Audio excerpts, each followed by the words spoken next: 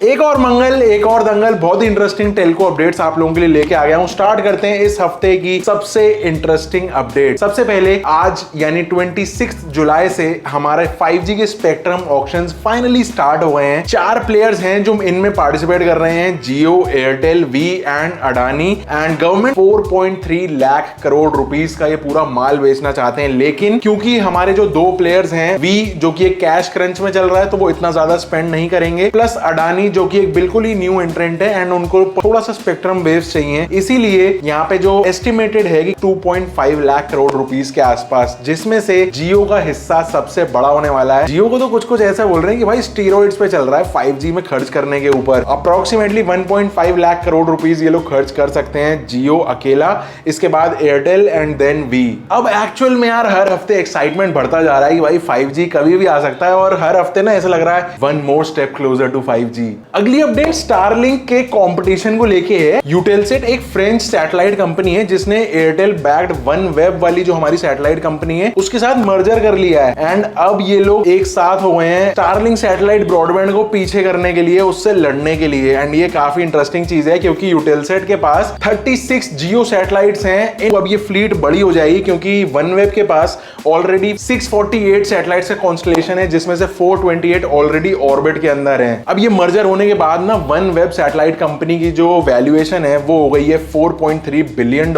ऐसा नहीं है कि कंपनी बिक गई है, यहाँ पे जो भारती मित्तल अभी तक बैठ रहे थे OneWeb के टॉप पोजीशन पे, वो वहां से हट गए हैं। अब यहाँ पे को चेयरमैन की तरह इस लिस्टेड कंपनी के साथ में वर्क कर रहे हैं। बेसिकली मकसद एक ही है कि बड़े से बड़ा ग्रुप बनाना अपनी कॉन्स्टलेशन सैटेलाइट्स का एंड पर्टिकुलरली इंडिया वाले यूजर्स को बेस्ट सर्विसेज देना। सही है यार, मतलब सैटेलाइट इंटरनेट का ना वाकई में कहीं फ्यूचर है तो ढंग से लगे पड़े हैं। अगली अपडेट की तरफ चलते हैं तो वो है IPv6 ट्रांजिशन को लेके। अब फाइनली DOT जो है हमारा ट्राई है ऐसे स्टेप्स ले रहा है कि पब्लिक एंड जो टॉप ऑफिशियल्स हैं उनके साथ मिलके एक एजुकेशन कर रहे हैं कि भाई IPv4 अभी तक चल रहा था, अब हमको IPv6 पे जाना है एंड इससे रिलेटेड डिस्कशंस, वेबिनार्स ऑनलाइन ये पूरा ये लोग कर रहे हैं। एंड पहली जो इस तरीके की मीटिंग होने वाली है ऑनलाइन वाली, वो कल 27 जुलाई को शेड्यूल्ड है and basically open to public है। अगर आपको कुछ नॉलेज चाहिए ये IPv4 क्या होता है, IPv6 क्या होता है, ये ट्रांजिशन की क्यों एक्चुअल में हमको नीड है, तो कल आप इनका ये सेशन अटेंड कर सकते हैं एंड इनकी ऑफिशियल वेबसाइट पे आपको रजिस्टर करना होगा जाके कि आप करना चाहते हो एंड देन आपको स्लॉट मिल जाएगा एंड वहां पे आप जाके चेकआउट कर सकते हो। इवन यहाँ पे एक 30 मिनट का डिस्कशन वाला राउंड भी है जहां पे आप अपने क्वेश्चंस पुट अप कर सकते हो। जिनको नहीं पता उनको बता दूं, नेटवर्किंग के अंदर 2 बेसिक से प्रोटोकॉल्स होते हैं, IPv4 एंड IPv6। IPv4 अभी तक चल रहा था 4.3 बिलियन यूजर्स के लिए, लेकिन अब वो एग्जॉस्ट हो रहा है एंड अब IPv6 पे शिफ्ट करने की एक बहुत ज्यादा नीड है जिसको अब गवर्नमेंट केटर कर रही है। टेलको के टॉप ऑफिशियल्स के साथ वर्क कर रही है कि आप एजुकेट भी करो। एंड एक फैक्ट की बात बताऊं, जियो फाइबर अगर आपके पास है तो वो ऑल IPv6 है, लेकिन मोस्टली जो मोबाइल डेटा हम लोग यूज करते हैं वो IPv4 होता है। इसके ऊपर मैंने एक डेडिकेटेड वीडियो बनाया था, चाहो तो जाके देख लेना। नेक्स्ट अपडेट 5G की रेडीनेस को लेके है। अगर आप भोपाल से हो तो भाई खुश हो जाओ क्योंकि भोपाल इंडिया की पहली स्मार्ट सिटी ऐसी हो गई है जो 5G रेडीनेस टेस्ट आउट कर रहे हैं अंडर ट्राई। बहुत सारी 5G रेडी चीजें जैसे street furniture, street lights, street poles, even जो रोड साइंस होते हैं, फुट ओवर ब्रिजेस, सब कुछ कनेक्ट कर रहे हैं 5G से एंड ये बहुत ही इंटरेस्टिंग चीज है। अगर भोपाल में रहते हो तो नीचे कमेंट करके बताना, मतलब आते जाते घूमते फिरते ऐसा कुछ दिखा आपको कि हाँ भाई कुछ एक्स्ट्रा एडिशन हो रहा है हमारे स्ट्रीट फर्नीचर में। कुछ दूसरी जगहों की बात करूं तो नम्मा बेंगलुरु मेट्रो रेल में भी स्मॉल 5G साइट्स इंस्टॉल किए गए थे, विच ऑल्सो मीन्स कि बैंगलोर मेट्रो रेल सबसे पहली ऐसी एंटिटी हो गई, मतलब रेलवेज के सेगमेंट में जो 5G यूज या फिर टेस्ट आउट कर रहे हैं। इवन कुछ और साइट्स जैसे GMR इंटरनेशनल एयरपोर्ट वगैरह पे भी 5G की टेस्टिंग चल रही है। अब ये मुझे ऐसा लगता है कि अगर सबसे ज्यादा ये जो स्ट्रीट फर्नीचर वाला जो सिस्टम है ना, अगर वो 5G के साथ बहुत अच्छे से ये लोग इंटीग्रेट कर देते हैं, विदाउट कनेक्टिविटी लोग इधर से उधर जा पा रहे हैं 5G यूज करते हुए, तो इससे बहुत ही नेक्स्ट लेवल की इंडिया की अपग्रेड हो जाएगी नेटवर्क के सेगमेंट में। लेकिन एक यहाँ पे ट्विस्ट ये है कि ट्राई जितने भी इस तरीके की साइट्स पे वर्क कर रहा है उसके रिजल्ट्स पब्लिक नहीं हो रहे हैं अभी तक कि भाई कितनी स्पीड्स अचीव हुई, नहीं, क्या कोई फेलियर्स आए क्या नहीं आए, या फिर क्या पूरा ओवरऑल रहा, ये रिजल्ट्स अभी तक शेयर नहीं हुए हैं। तो आपको क्या लगता है इस बारे में, वो मुझे नीचे कमेंट करके बताना। एंड यहाँ पे एक चीज बता दूं कि भाई इस वीक में भी ना टेल्को अपडेट्स थोड़ी सी कम ही है। जो सोशल आपकी लाइफ चल रही है उसको लेके थोड़े से इंटरेस्टिंग अपडेट्स बताता हूँ। सबसे पहले है BGMI बैन। कुछ टाइम पहले PUBG के ऊपर बैन लगा था एंड काफी बात आगे बढ़ गई थी, लोग बहुत नाराज हो रहे थे, गवर्नमेंट स्टेप इन करा और उसके बाद वहां पे BGMI नाम चेंज करके उसको लॉन्च कर दिया। लेकिन अब दोबारा से सवाल उठ रहे हैं BGMI के ऊपर,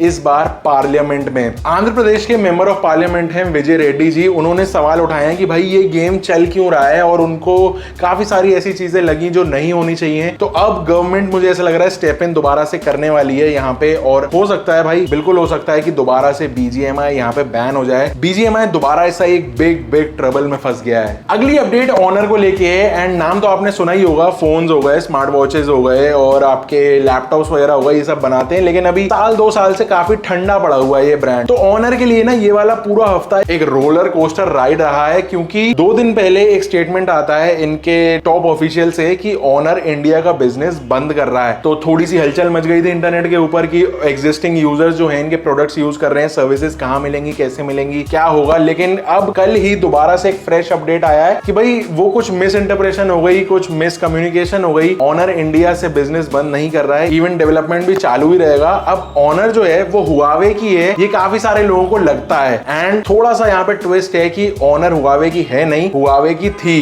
फैक्ट ये है कि अमेरिकन सैंक्शंस लगने के बाद हुआवे ने ऑनर को बेच दिया था चाइनीज गवर्नमेंट की सब्सिडरी कंपनीज को। तो उसके बाद वहां पे ऑनर के लिए दिक्कतें शुरू हो गई थी, लेकिन इवेंचुअली उनकी राइज स्टार्ट हो गई। तो आज की डेट में अगर आप ऑनर की बात करो तो चाइनीज गवर्नमेंट बैक्ड कंपनीज के साथ ही है। ये इंटरेस्टिंग था नहीं। आज की लास्ट अपडेट है iOS और नेटफ्लिक्स को लेके। अब iOS कहां नेटफ्लिक्स कहां, मतलब इन दोनों का क्या ही दिक्कत। लेकिन दिक्कत यहाँ पे ये है कि iOS बदनाम है अपने एप्स के इन ऐप परचेजेस में से 30% कमीशन चार्ज करने का डेवलपर से। बेसिकली अगर नेटफ्लिक्स ऐप है तो नेटफ्लिक्स के अंदर हम जो भी उनका प्लान परचेज करते हैं हर महीने, वो जो रिन्यू होता है उसमें से 30% पैसा iOS काट लेगा। ये अभी तक सिस्टम इनका चल ही रहा है एंड अराउंड द ग्लोब इस चीज को लेके काफी सारे इश्यूज खड़े हुए हैं। लेकिन नेटफ्लिक्स यहाँ पे ना स्मार्ट निकला हमारा भाई। तो इसने क्या किया कि अपने iOS ऐप के अंदर एक नया अपडेट डाला जहां पे कोई पेमेंट का सिस्टम नहीं है, सिर्फ एक बटन है जहां पे आप एक्सटर्नली रीडायरेक्ट हो जाओगे नेटफ्लिक्स की साइट पे, जहां पे आप अपनी मेंबरशिप प्रोसेस को कंप्लीट कर सकते हो। बेसिकली बटन दबाओ, नेटफ्लिक्स की साइट पे जाओ, वहां पे अपना प्लान बाय कर लो एंड देन सिर्फ आपको लॉगिन का आईडी पासवर्ड ही मांगा जाएगा नेटफ्लिक्स ऐप के ऊपर। आप iOS की ऐप के ऊपर नेटफ्लिक्स का कोई भी प्लान परचेज नहीं कर पाओगे, जाना साइट पे पड़ेगा। इस तरीके से 30% नेटफ्लिक्स ने बचा लिया अपना एंड यही चीज रिसेंट में स्पॉटिफाई ने भी किया। तो अब ये भाई बड़ा सही सिस्टम लग रहा है कि मतलब जो ऐप स्टोर्स की डोमिनेंस बन गई है ना, प्ले स्टोर की, iOS स्टोर की, ये ऐसे खत्म हो सकती है कि जब apps over smart over run कर दें इनके अपने ही सिस्टम को। अब एप्पल के ऐप स्टोर ने भी एक तगड़ी चाल चली थी कि हम एक बटन नहीं लगाने देंगे एक्सटर्नल लिंक का, लेकिन वहां पे वो केस वेस चला था एंड देन इवेंचुअली नेटफ्लिक्स जीत गया एंड अब उन्होंने बटन लगा दिया है और अब 30% बच गया है। वैसे सोच के देखो, अगर सारी एप्स ही ऐसा कर दें तो इन ऐप परचेजेस का सिस्टम ही खत्म कर दे, सिर्फ एक बटन लगा दे कि साइट पे जाओ, हमारा माल खरीदो और फिर ऐप पे आगे चलाओ, इनका तो धंधा बंद हो जाएगा या फिर ये भी अपनी नई नई तेड़म लगाना स्टार्ट कर देंगे। यही कुछ थी आज की ये अपडेट्स। आप बताओ आपको कौन सी बेस्ट लगी, आपके इंटरेस्ट की कौन सी थी ज्यादा। हर वीक जो नया वोल्केनो फूट रहा है 5G को लेके, कितना इंटरेस्टेड हो नीचे मुझे बताना। इस वाली वीडियो में इतना ही था, पसंद आई तो लाइक कर देना, सब्सक्राइब कर देना चैनल को। मिलता हूं आपसे अगली वीडियो में। Until then stay safe, stay sarcastic, see ya।